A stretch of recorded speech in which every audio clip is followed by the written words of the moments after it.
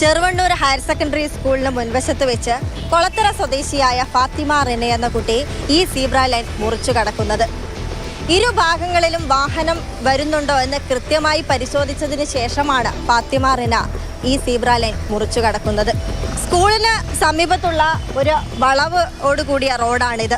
കോഴിക്കോട് നിന്നും മഞ്ചേരിയിലേക്ക് പോവുകയായിരുന്ന സ്വകാര്യ ബസ്സാണ് പാഞ്ഞെടുത്തത്. ഫാത്തിമ റിനയ്ക്ക് ഒന്നും ചെയ്യാൻ സാധിച്ചില്ല.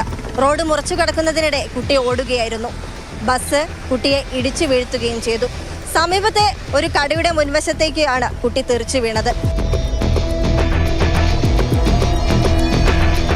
ബസ്സിനടിയിലാണ് കുട്ടി ഉണ്ടായിരുന്നത്. ടയർ കയറേണ്ട അവസ്ഥയായിരുന്നു. ഭാഗ്യത്തിന് കഴിച്ചിലായത്. അവിടുന്ന് അടിച്ചിട്ട് നേരെ ഇവിടെ വീണത്. കുട്ടി അത്ഭുതകരമായി രക്ഷപ്പെട്ടു എന്ന് ആശ്വസിച്ചുവെങ്കിലും വലിയൊരു അപകടമാണ് ചെറുവണ്ണൂരിൽ കഴിഞ്ഞ ദിവസം സംഭവിച്ചത്. ഇത്തരത്തിൽ സ്ഥിരമായി ഇവിടെ അപകടങ്ങൾ സംഭവിക്കാറുണ്ട് എന്നാണ് നാട്ടുകാർ, ഈ പ്രദേശവാസികളെല്ലാം പറയുന്നത്. അത്തരത്തിലുള്ള ദൃശ്യങ്ങളും നമുക്ക് ലഭിച്ചിട്ടുമുണ്ട്. കാൽനട യാത്രക്കാർക്ക് സുരക്ഷിതമായി റോഡ് മുറിച്ചു കടക്കുന്നതിനുള്ള സംവിധാനമാണ് ഈ സീബ്ര ലൈൻ. ഒരു വാഹനം നിരത്തിലിറക്കുമ്പോൾ പാലിക്കേണ്ട നിയമങ്ങളിലൊന്നും, അതുപോലെ പാലിക്കേണ്ട മര്യാദയിലൊന്നുമാണ് കാൽനട യാത്രക്കാർക്ക് ഇത്തരത്തിൽ പരിഗണന നൽകുക എന്നത്. അത് കൃത്യമായി ഡ്രൈവർമാർ പാലിക്കാൻ ശ്രദ്ധിക്കുക. ഉപദേശിക്കുകയല്ല, ഇതൊരു ഓർമ്മപ്പെടുത്തലായി സ്വീകരിക്കുക.